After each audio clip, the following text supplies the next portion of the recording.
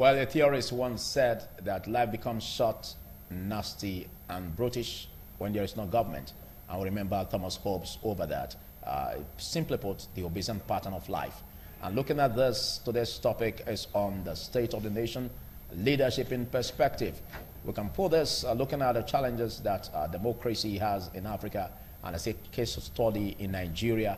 We look at dividends of democracy not getting or trickling down to the every door of the citizenry.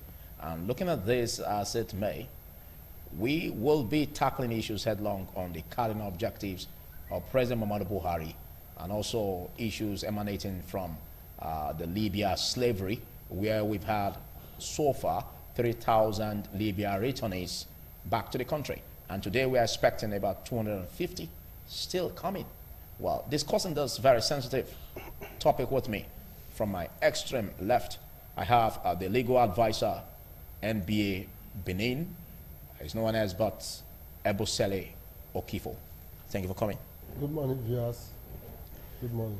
And also I have an erudite politician who was one time the SSA to the former Governor Adams Oshomole in the office of the SSG, Nathaniel Bayo Osamede. Thank you for coming. Thank you very much, Philip. Good morning, viewers. And also I have an articulate analyst with me who is also a clergyman, Bishop Austin Igbasan. Thank you for coming, sir. Thank you, sir. Thank you for having me. Good morning, viewers.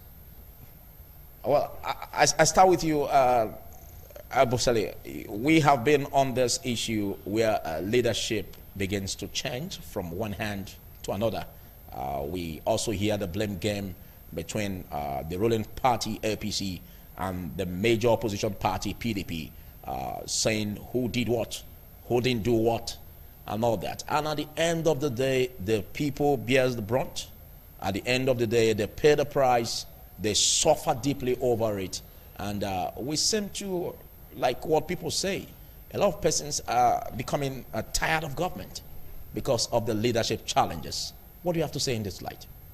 Well, you know, we have always been saying that when the election that brought in President Muhammadu Buhari took place in 2015, one would have expected that by now we should not be hearing anything like a blame game for anything at all. Because before Buhari won that election, we are aware that he contested on 3 different occasions. It was on the 4th time that he got it. So one was expecting, we were expecting that at least before he won, he would have done his homework. I'm sure they did their homework. That was why they told some of us then, and told the electorates, told Nigerians, that nobody has any business in government if after 6 months you are unable to fix the electricity in the country for us to have 24 hours light. That was why they also promised us that he was going to create 3 million jobs annually. That was why they also promised us that they were going to feed the pupils in the primary school, and other numerous promises that they made. Now, it's so sad knowing that they are unable to now actualize these promises. What do they now do? You start blaming somebody that is already out of government. It's so sad. It's sad because Nigerians never expected this. Okay, will it be fair enough for you to say that they never actualized these promises? Yes. Because we have the Boko Haram, as reported, decimated, which we feel much relief from. Well, Boko Haram is still around. Boko Haram is still around. We still hear a pocket of explosions here. On soft targets. Then even the cheaper gas, up till now, they have not been able to rescue all of them, even though they have told us that Sambisa forest has been overrun. Yet, we have not seen the cheaper gas. So, it's promises upon promises. You hardly find anyone that has been fulfilled by this administration. So, the only thing they are constant is to be blaming Jonathan, blaming everybody. They blame everybody except themselves. They don't blame themselves for anything. Okay, thank you. And Nathaniel Osamede, looking at what we have here, there's been this huge cry from the people. Now, there's been this challenge that when a government is responsive to its people, then the people will be happy to re-elect such government into power. And how do you assess the President Muhammadu Buhari's administration in these 2 years? Because a statement credited to the former Vice President Atiku Abubakar, who was a member of the APC a few days back and now became a member of PDP, which he announced on his Twitter handle on Sunday. Looking at that, he made mention of the fact that in 2 years administration of President Muhammadu Buhari, there have been 30 million job losses. How do you describe that? Well, I won't join issues with critics to a very large extent. But I would rather be comfortable when we look at issues from the true perspective. Now, they say if wishes were horses, beggars would fly. Yeah. You know, when a government is facing crisis, or when a nation is in crisis, it takes the collective effort of every citizen. It takes a collective desire. There should be a national cycle of all and sundry geared towards rebuilding the nation, geared towards reviving infrastructure, geared towards supporting to a very large extent the rebuilding process that will help to usher in a time of, let me say, benefit, an era where we'll begin to recover and move towards development. Now, if you are in a recession, you must first of all recover from recession. When you recover from recession, then you can now begin to develop. These are things that are done in stages. Now, if you say in the last 2 years, or you want to go by what Atiku is saying, Atiku has always been there, very influential. Atiku selected, Atiku nominated people who are currently in the executive council. As we speak? Yes, as ministers. They came from his own stable. Honestly, it's very easy to criticize. You see, a man should be able to make a difference. A man with principle. In this administration, in as much as we look at lackluster performance of some ministers, some have been very outstanding. Even in running the entire affairs of the state, of the nation, there are governors who are performing. Some are building statues, some are owning, some are doing all kinds of renovation, bringing it into governance. Some are doing some strategic planning. So you find that recovery is a mixed potpourri. It does not take the intelligence and the knowledge of one man. And when you are recovering, when you are building, people are destroying. It is very difficult for you to achieve success. There are saboteurs in government. There are saboteurs even in a traditional institution. There are people who do not want some of the moves by government, cabals that have been destroyed and exposed, who do not want this government to succeed because their own personal interest is being tampered with. Their source of livelihood, what makes them who they are, as influential Nigerians, as people will bow down to, the source of such wealth is things. And people like that knows that they are threatened. Customarily, traditionally, every December, there are people who have put themselves together to make sure there is fuel scarcity. In the last 2 years, we've not had such an experience. Because the cabal that was responsible was broken. And the billions people used to collect for fuel subsidy, fuel that was never imported into this country, they are losing them. So you do not expect. So by the time you are passing judgment, you undermine the effect of entrenched interest in making sure that their illegal means of livelihood, the source of their popularity, who they are today, which is where the source of it is illegal. The source of it has caused the death of many Nigerians. Okay. Then we will not be looking at it from what it is, except there is a consensus.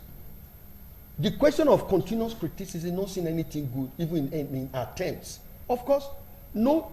If you bring an angel to rule this country, Nigerians will criticize him. I would want us to focus on the subject matter, looking at the job losses that the Atiku Abubakar said. Let's look at what the Nigeria Bureau of Statistics also provided, which is in the public domain, that in the year 2014, they had a growth of unemployment rate at 9.7%. And just in the year 2017, this year, January, it rose to 14.2% unemployment rate. How do you corroborate this with what Atiku Abubakar said? Well, I think the statistic by the National Bureau of Statistics is more authentic. You should expect that there will be job losses in any economy where there is recession. A period of recession is not a period of employment. A period of recession is a period of losses, where people suffer from losses. Investment goes down the drain. You look at the economy is not growing. There's almost a stagnant situation. And then what to do is to stimulate the growth of such economy. And stimulating the growth of such an economy, you look at what has been in the domain. Okay. Oil is the main dependent of this country. No government before now has deliberately tried to diversify. Even in the 1970s, when Obasanjo talked of Operation Feed the Nation and tried to involve every Nigerian in agriculture, the fact that the period of oil boom, we were making so much money in oil that the government in power did not see any reason to go into agriculture. And so that process continued. When you rely on oil, it's like a man who loses his job. If your wife continues to quarrel, there is no food, there is no food. And forgetting that this situation was not there before, it's as a result of loss of job, then she does not have understanding. Okay. So there should be a level of understanding. When there is recession, there are bound to be job losses. If you do not fight recession, more jobs will be lost. You pull out of recession, you stimulate growth. I will tell you something. One of the ways in which a government fights recession is to increase public spending. When you put money in the hands of people, their mentality will be stimulated. The interest in investment will be there because there is excess money. There is money in their hand. But in a situation where money is being released by the federal government to states, you see the kind of money, quantity of money that has been released by the federal government in the last 2 years, you begin to wonder where this money is going, by what is left in the pocket of Nigeria. So what I'm saying in essence is that yes, it is nothing new. It is not science, rocket science. When there is recession, there are bound to be job losses. So what you do is you get yourself out of recession, you begin to grow. And when you are growing, employment will come back. Okay, there seems not to be much time in the hands of Nigerians, like what they always say, the aspect where there are issues like this on economic hardship, it results to job losses, like the economic recession we just had.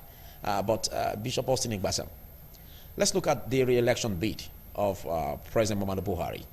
Although he has not said it categorically that he is rerunning, is coming up for 2019 presidential election. But a few days back when he was in Cote d'Ivoire, he was addressing some members of the Nigerian community, and jokingly he hinted that he may need their vote in the future. He was talking about the fact that he's coming late to the meeting was as a result of the fact that he was waiting for their governors, because he wouldn't want a situation where when he needs that vote, he's denied of it. Jokingly said, but what do you make of all of this? Well, you don't need an oracle to tell you that President Muhammadu Buhari is going to come back the second time. The reason is that there are people within APC that when the president wants to do something, he sends them ahead to talk. So when they talk in that direction, you know that that is the direction that the pendulum is going to. So you don't need an oracle. If you look at the operation of the president itself, the appointment and all the rest, you don't need an oracle to tell you that it is a man that is coming back the second time. But my brother was talking about economic recession the other time, and I think that it was during the economic recession our president was sick and our jet was in UK for the numbers of this. If we are going to cut expenses, are we not supposed to send the jet back home that time and send those staffs that were there doing nothing and they're going to be paid in the currency of that nation, and they are Nigerian staffs that follow them? So let us not deceive ourselves. When you see the appointment that is made by this government, you don't need anybody to tell you that the president is coming the second time. And the purpose of those appointments are to put his full soldiers on ground. Now, if we are looking at coming back the second time, you begin to compare with the promises that were made. The barrister said some things just now, that the promises that were made, You still see a government, after going to almost 3 years, they are still blaming somebody that has left government about 3 years, and they said that person, even when they appoint somebody in the position, they will still mention a yesterday government that is still responsible for every misfortune that come around them. That is one thing. We remember how much they told us dollar and pounds is going to be when they were coming in government, and some of those posters, flex banner, are still all over the place. They have not been pulled down. But as we are talking today, what is the government doing about the economy? We're talking about waste. We're talking about expenses. This government themselves, have they been able to cut expenditure? Look at the issue of corruption. How we talk about corruption. The Secretary Government of the Federation, we use almost 9 months to shout his matter. Even at a time, the president said he has no case to answer. Until the pressure became so much. And at the end of the day, as the man stepped down now, he brought his cousin. Who are we deceiving? If truly we want to say the man is wrong, after that man has been pushed out of the government, Cornelius to bring his own cousin there, then the evidences that will nail the man tomorrow, will his cousins make those evidence available? And since that man has been stepped down now, has the EFCC and ICPC, every organ that is made responsible for investigation, sent after that man, that matter has gradually died. We talk about corruption. We talk about what happened in NNPC. Are you going to say a former GMD and Minister of State for Petroleum, is he a fool? Is he a dunce to set up those memo and those letters? And for a government that is serious about corruption, for such a letter to be in the table of the president for more than 60 days and it does not receive any attention. This is I thank God that my brother, the politician, talk about oil as the only source of income for Nigeria at the moment. Now, if a government is serious with the only means of income, and a letter is sent from a minister of state that this is what is happening in a place I headed and I'm still heading, and such letter is sent to the president, and the letter spent more than 60 days to attend to an issue that we are all depending on oil, and if anything happen to oil, we may definitely for now crash. If a government is serious with corruption, will it take 60 days until the public outcry and the letter got leaked? Even after it was leaked, what has come up of it? The Inspector General Police issue that came up, and somebody accused of this and that and that. As of today, federal government themselves, they sued the man who came with the allegation. This is the same government who said they will clap for whistleblower. And that man came out as a whistleblower. The senator came like a whistleblower. That we expected the president who is serious with corruption to fight corruption. In the days of Obasanjo and Tafawa Balogun, they came from the same part of Nigeria. That is the same tribe. And when an issue was raised about Tafawa Balogun, the man was sent out of the government immediately. What stopped this government to tell the IG to step out and EFCC investigating why a DIG act in that capacity? Until we are able to verify that those things against him were lie and fallacy, then we bring it back to government. But instead, the federal government themselves sued the senator, who is the whistleblower. And also, as a day before yesterday, the charges are being amended and the son is being handed over the case to deal with the senator, not dealing with the issue that was raised. And that is a government that is fighting corruption. Then I come back to the issue of Minor Gate. Look at the uproar that have followed this case. That matter would have been turned on the head of service, if not that the woman took a stand and said, I verbally warned the president on so date that this thing is going to be detrimental to your war against corruption. That matter has gradually died now. That the same president who said they should furnish him on how Minor was reinstated, if not the woman came out and said, verbally, I warned the president. What has come out of it? Then what do you bring out of that one? When the woman said, verbally, I want the president not to bring Minor back to his government, so that it will not be a stain to his anti-corruption war. And the same president said they should furnish him with all the issues that brought Minor back to power. Then you need an oracle to tell you who is telling lie out of these people on board.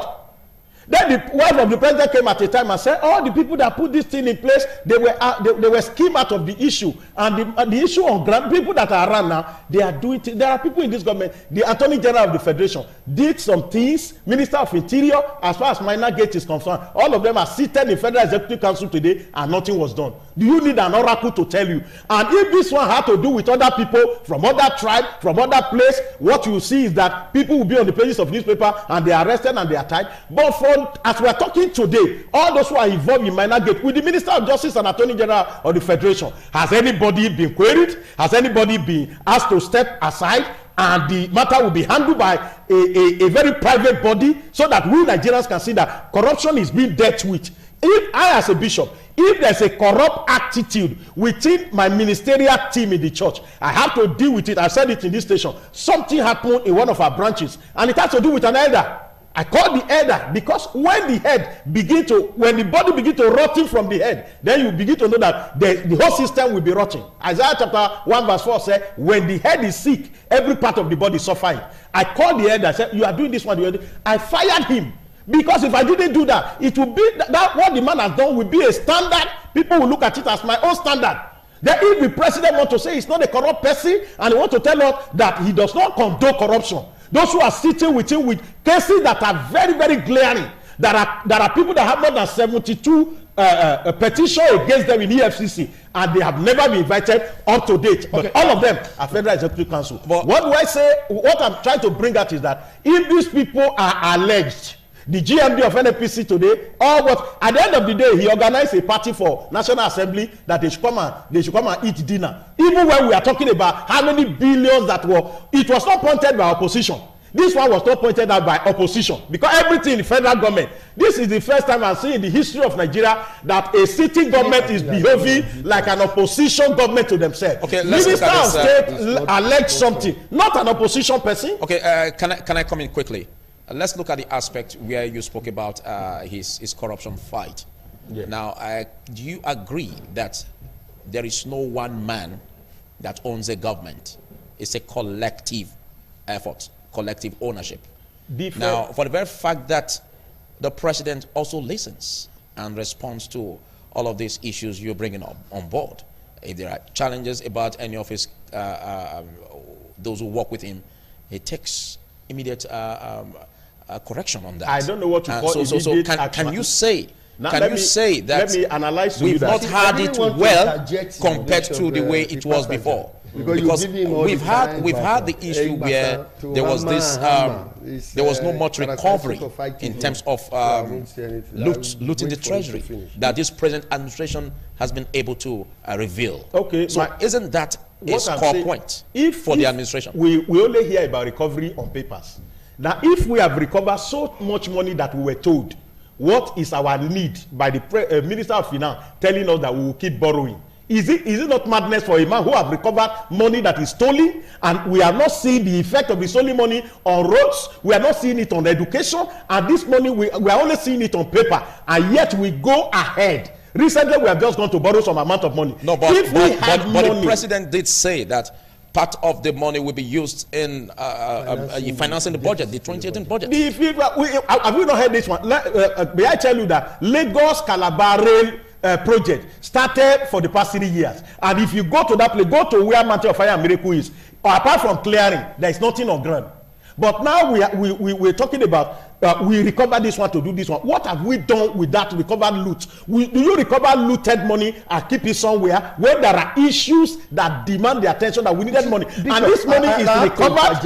This money are recovered. Because money, you are giving him let him make his point, please. Let him make his point, please. The issue is that we recovered money. As at last week, we have gone ahead to borrow 5.5 billion. Now, the money we recover, what is wrong with that money that we should put it? I've analyzed some things about those who are sitting in Federal Executive Council. The other day, when Vice President Oshibajo was there, the 2 or 3 of them were almost cutting blow. The woman, because the woman was telling her ground that this is the truth. Okay. You said there is a rapid response. Let me quickly make it clear. The response I'm talking about is that the GMD of NNPC is still the GMD. The Minister of Attorney General is still the Attorney General. Okay, what is the response we are talking about? Concerning the $5.5 billion loan you spoke about. Yeah. That actually, as the presidency said, will be used, part of it will be used to service the heritage debt, which, according to what he said, got inherited from previous administration. And so couldn't that be that the government is fair enough?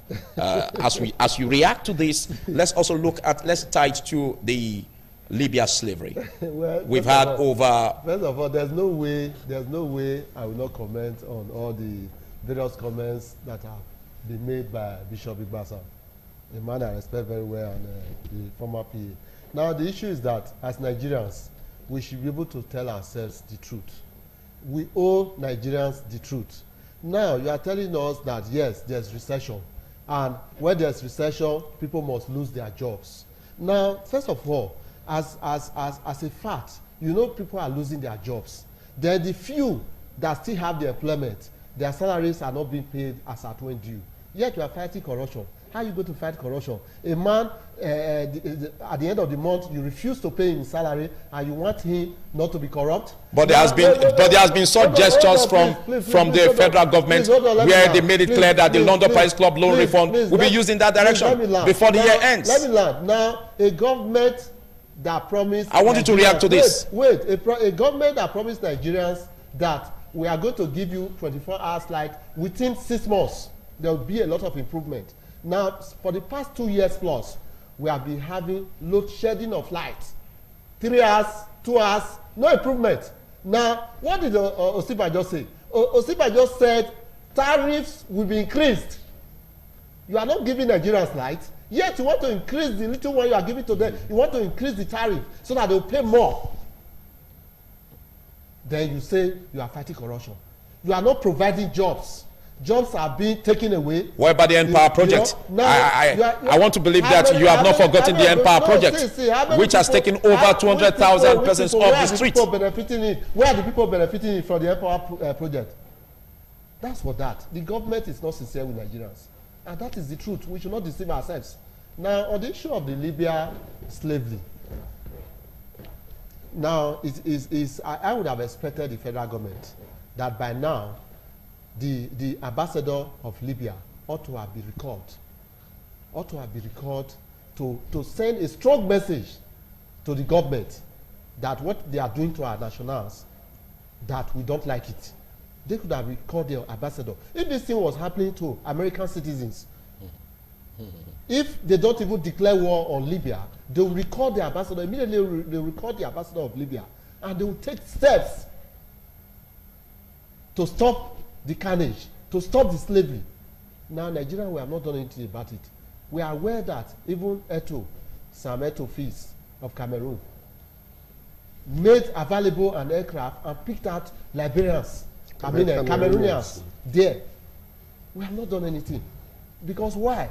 Our government, not even just Buhari, past government, Buhari included, they have contributed to the problem that we have of Nigerians going away. Because you have not provided jobs. When there are no jobs, there will be no security. You understand? You have not provided jobs. Nobody is being employed.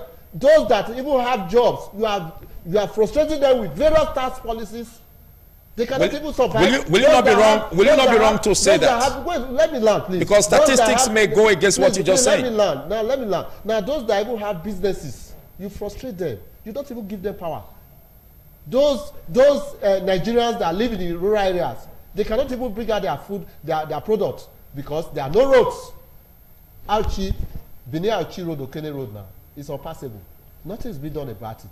If you travel, if you go to that place, just palliative measure. By the time the first race comes, Auchi Road, you cannot pass it.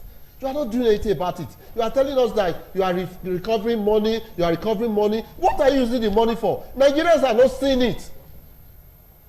Okay. So then you are complaining. Nigerians will continue to go to Libya, will continue to go to other countries because they are fighting for survival.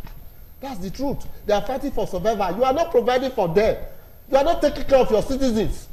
You are not providing the amenities you are supposed to give to them. Why would they not stay in one place? They have to survive. Okay, let's look at the rehabilitation programs set by government. And Edo State government is also key into this. Edo State where 150 hectares of land was being provided. Excuse me, please. Edo State government 150. Excuse me for just to give you this information. Yes. 150 hectares of land being provided, and 100 million naira being provided for a kickoff for seed capital. Yes. Don't you see that in good light? I must commend the Edo State government. The Edo State government is trying. If the federal government even do a little of what Edo State government is doing, it will be very good. Now, those that are coming back, The government of the day in Edo State is trying to rehabilitate them, which is a commendable gesture. You understand? So one will expect, I call on Edo State government, it should not just be all lip service, because for you to be involved in farming, you don't expect at this stage for them to be normal manual farming and all that. You have to bring in machines to aid them. You understand? Then you have to also provide the enabling environment, because if at the end of the day you provide farms and there are no access roads to those farms for them to bring out the product, it becomes counterproductive. You understand? Edo State government should be commended for what it's doing, but for the federal government, I have no. Nathaniel Osemede, there's this idea or impression being raised by some that even the Libya returnees, though they are maybe passing through some psychological trauma at this moment, but at the point they recover from that shock, even providing them with hectares of land to farm may not hold them back, as they may also want to embark on that.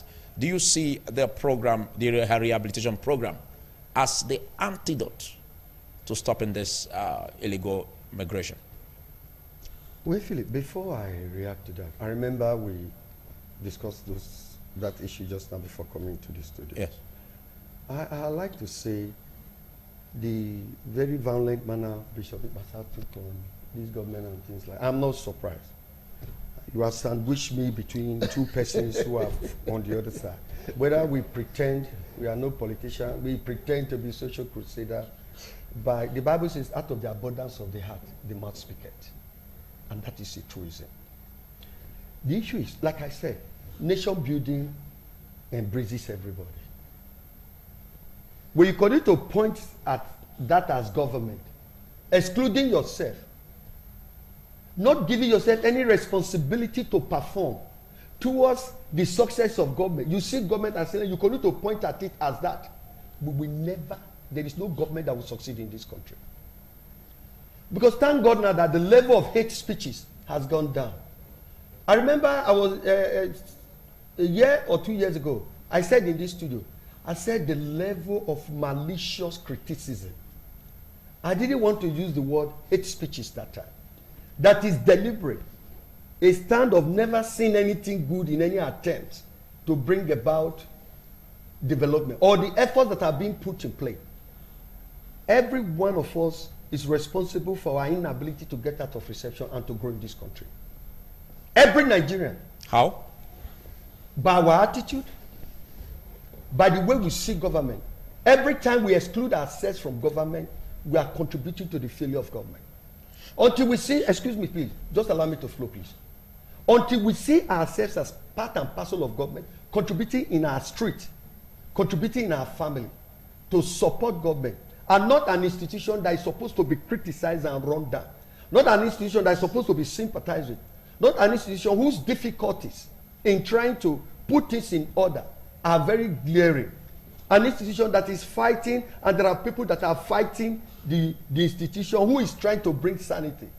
Then government will always be alien, government will always be distant, and government will always be that. So to me, we have to do our own adjustment. Are you by that suggesting that there shouldn't be criticism, even as constructive as it may be? There is no institution that should not be criticized. Even you as a father, your children should have the right to criticize you, but we hardly do that. There must be criticism. But what we are saying is that while we are criticizing, we should also look at the reality on ground. We should look at the complexity of this country.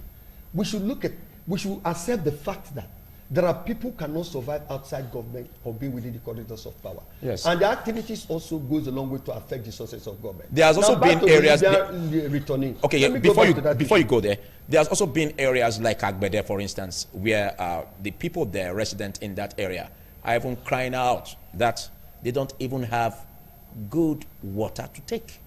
And if they drink the water, it's trouble. If they don't drink the water, they die. And even the hospitals there, I'm using that as a case study. Yes.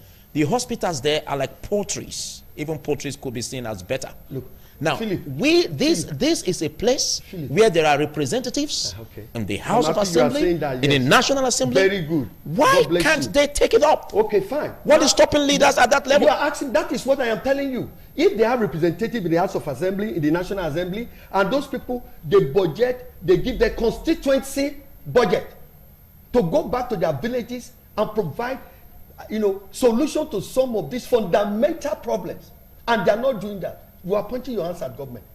Have the people asked their representative, the constituency fund you collected, what have you done with it in this community? Where would they see the representative? If I may So the They will go to representatives stay Abuja. in diaspora, they don't go. These are the issues. If I See, may comment. when you But is it not the responsibility of the government, the executive, No, it is the responsibility of the implement people. projects? Philip, it is the responsibility of the people. If government cannot reach everybody, and as a way of helping government to reach people, Providing the representative, hold on, We are looking please. at primary health care It delivery. is not only primary health care. And the representative now say, government, we will help you to reach our people. We know our people more. We know their problem. Give us a certain percentage of funds. We will use it to execute projects in our domain. And every year they collect. For 4 years they collect. 8 years, 12 years. And yet the nothing people done. are pointing fingers at government. The man they elected 4 years ago, who did not perform, what did they do to him? The man who is there now, who is not performing, who has collected constituency fund, to what extent have they questioned him? And then you are talking about government. Anyway, back to the Libyan returning. All right. Now, the issue is this. I remember I raised this issue of psychological trauma. You see, the problem is in our psyche.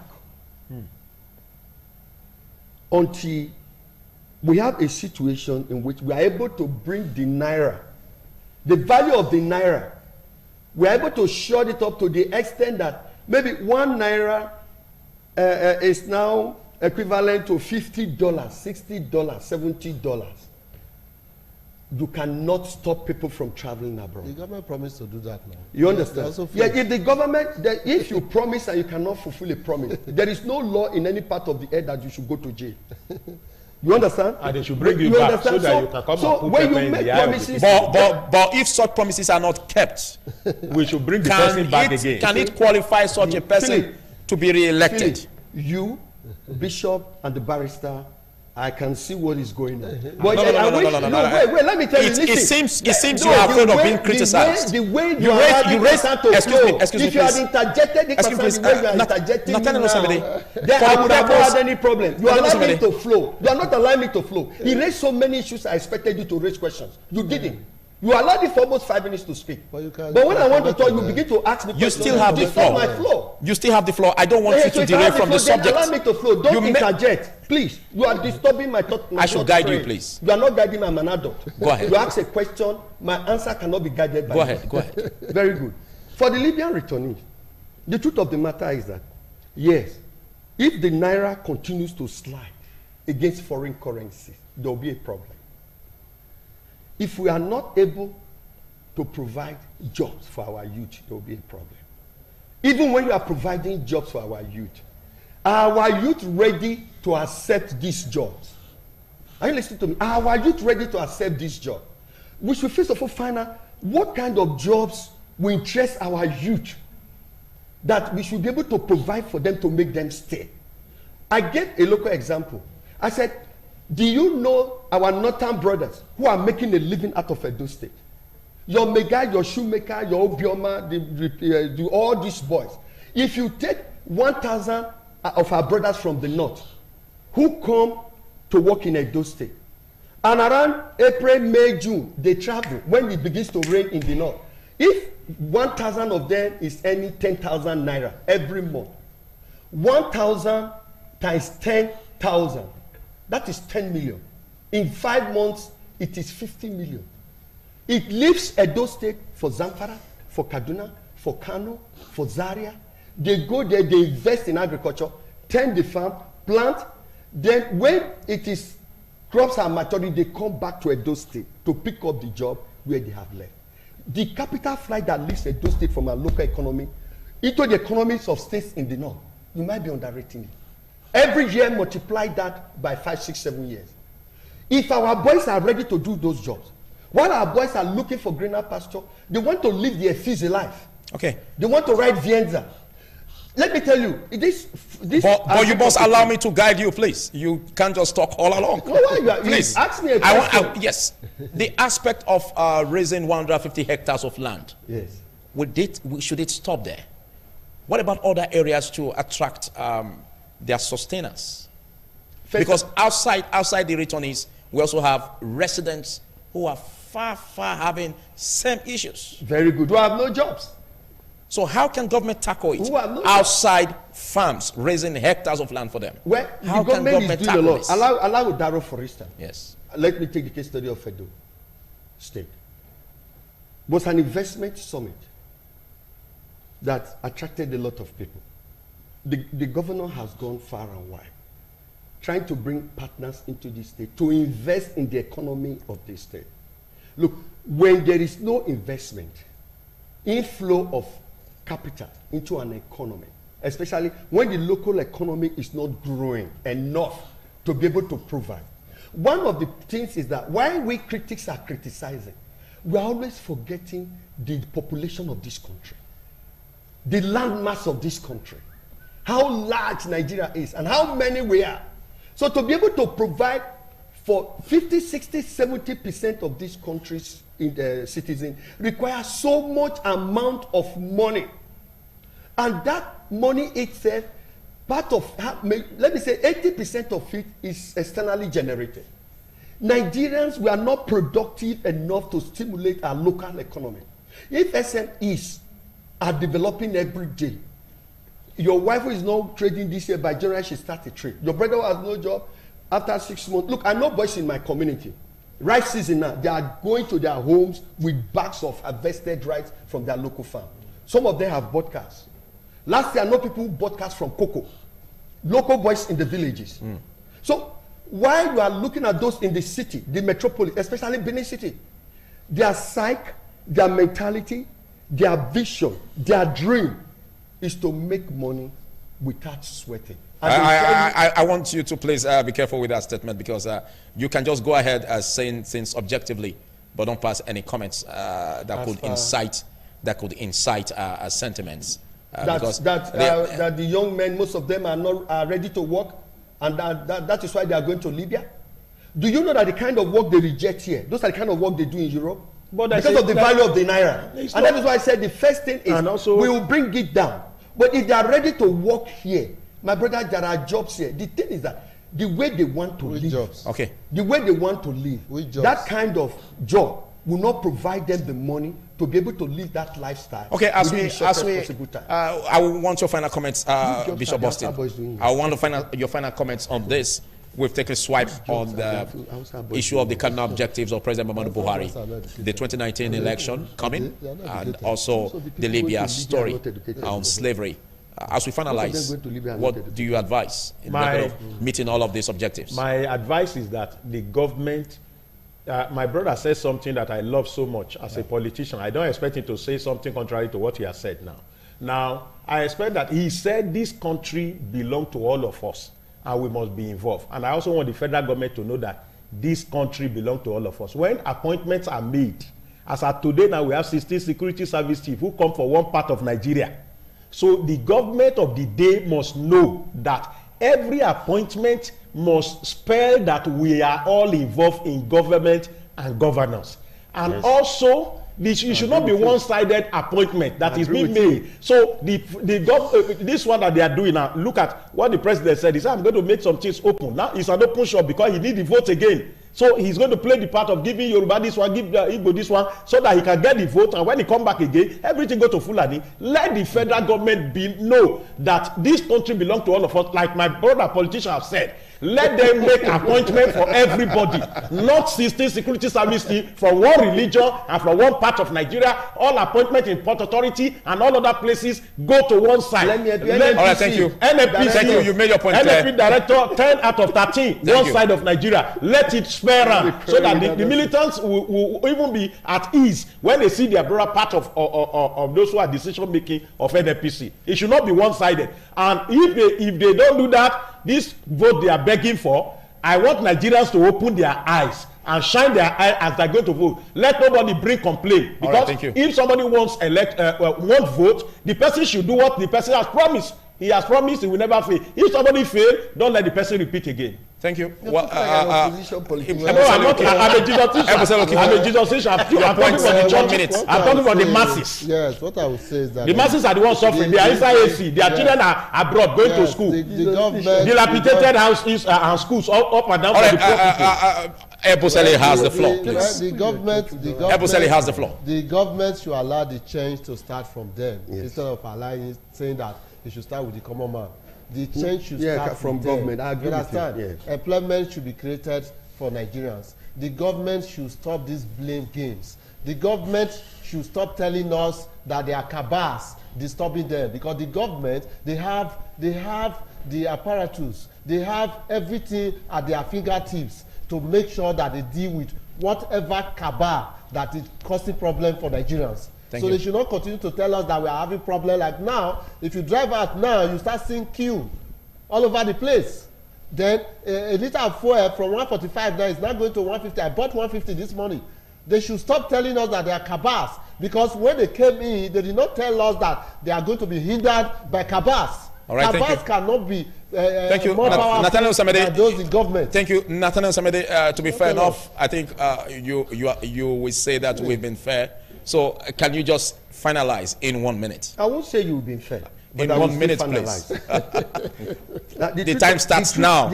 Thank you very much. The truth of the matter is, governance is not easy. Governance is not like an angel comes around and like God said, let there be light and there was light. Yeah. Because there are levels of interest and levels of interest. The president had people who supported him. There's a limit to which you use authority. It becomes detrimental even to the citizenry. Nigeria is a country that we are trying to manage together right now. I agree. There are areas where this government has not done well. I have said so. I have quarreled with appointment made by Buhari. I have had problems with it, and I said openly. And I've equally said it here that until he begins to commit people to jail, I believe that the war against corruption has not even started. In as much as I've said that, you see, when you say undermining cabal, then you will not be a realistic politician. There are people who are strong and powerful, who can pull down any government. You are aware people have left their country, go outside, they form an army, they invade their own country and dislodge the government that is in power. So, but the truth of the matter is this, it's just 2 years. We have 4 years. People are talking as if this government's tenure is over. People are talking as if this government is on its 4th year. People are talking as if this government did not inherit problems. So better things are to come in the next part of the tenure. What has happened right now Thank in you. these 2 years, the level of progress that has been made, some people might rate it as slow. Thank you. But progress is being made. Thank you very much, Ebosele Okifo, for coming. Progressive. Thank you very much, Ebosele Okifo, for coming. People are dying. Legal There's no advisor, progress. People are NBA dying. Benin branch. Thank People you. are dying, no progress. Thank you, Nathaniel Osamede, for your erudite speech on this. I appreciate that. Thank you very much, Bishop Austin Igbasa. Well, this is where we call it a wrap on this discussion. Next is the insurance segment. People are dying.